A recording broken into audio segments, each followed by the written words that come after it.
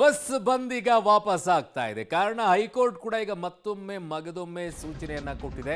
ಮುಷ್ಕರ ಮಾಡುವಂತವರಿಗೆ ಆತುರದಿಂದ ಬಸ್ ಬಂದ್ಗೆ ಹೈಕೋರ್ಟ್ ಈಗ ಬ್ರೇಕ್ ಆಗ್ತಾ ಇದೆ. 7ನೇ ತಾರೀಕುವರೆಗೂ ಕೂಡ ಹೈಕೋರ್ಟ್ ತಪರಾಕಿ ಈಗ ಬಸ್ ಬಂದನ್ನ ವಾಪಸ್ ಪಡ್ಕೊಳ್ತಾ ಇದ್ದಾರೆ.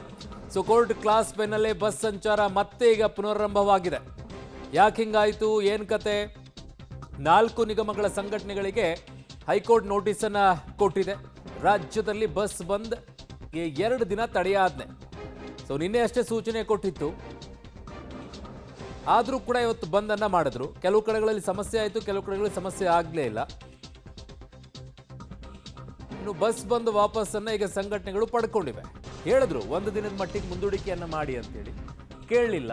ಮುಷ್ಕರ ನಿರ್ಧಾರವನ್ನ ಮಾಡಿದ್ರು. ಅದರ ಪರಿಣಾಮವಾಗಿ ಈ ಪರಿಸ್ಥಿತಿ ಆಗೋಯ್ತು. ಈಗ 2 ದಿನ ಮುಂದೂಡಿಕೆಯನ್ನ ಮಾಡಬೇಕಾಗಿದೆ. 7ನೇ ತಾರೀಕಿಗೆ ವಿಚಾರಣೆಯನ್ನ ಹೈಕೋರ್ಟ್ ಮುಂದೂಡಿದೆ.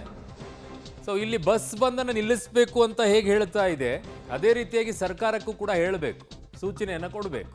ಅವ್ರಿಗೆ ಕೊಡಬೇಕಾಗಿರೋದನ್ನ ಕೊಡ್ಬೇಕ್ರಿ. ಅವರೇನು ಅನ್ಯಾಯದ ಮಾರ್ಗದಲ್ಲಿ ಏನು ಕೇಳ್ತಾ ಇಲ್ಲ. ಅವ್ರು ದುಡಿದಿರೋ ದುಡ್ಡನ್ನ ಕೊಡಿ ಅಂತ ಕೇಳ್ತಾ ಇದ್ದಾರೆ. ಅದನ್ನು ಕೊಡೋಕೆ ಯಾಕೆ ಹಿಂಗೆ ಹಿಂದೇಟ್ ಹಾಕಬೇಕು ಸರ್ಕಾರ? ಒಂದೊಂದು ಸಂದರ್ಭದಲ್ಲಿ ಒಂದೊಂದು ರೀತಿಯಾಗಿ ಸರ್ಕಾರಗಳು ಮಾಡ್ತಾ ಹೋದ್ರೆ, ಅವತ್ತು ಬಿಜೆಪಿ ಇದ್ದಾಗ ಒಂದು ರೀತಿಯಾಗಿ ಆಡ್ತು, ಇವತ್ತು ಕಾಂಗ್ರೆಸ್ ಬಂದಾಗ ಇನ್ನೊಂದು ರೀತಿಯಾಗಿ ಆಡ್ತಾ ಇದೆ. ಅಂದ್ರೆ ಅವ್ರನ್ನ ಒಟ್ಟು ಜೀತದಾಳ ತರ ಮಾಡ್ತಾ ಇದ್ದೀರ ಅವ್ರನ್ನ.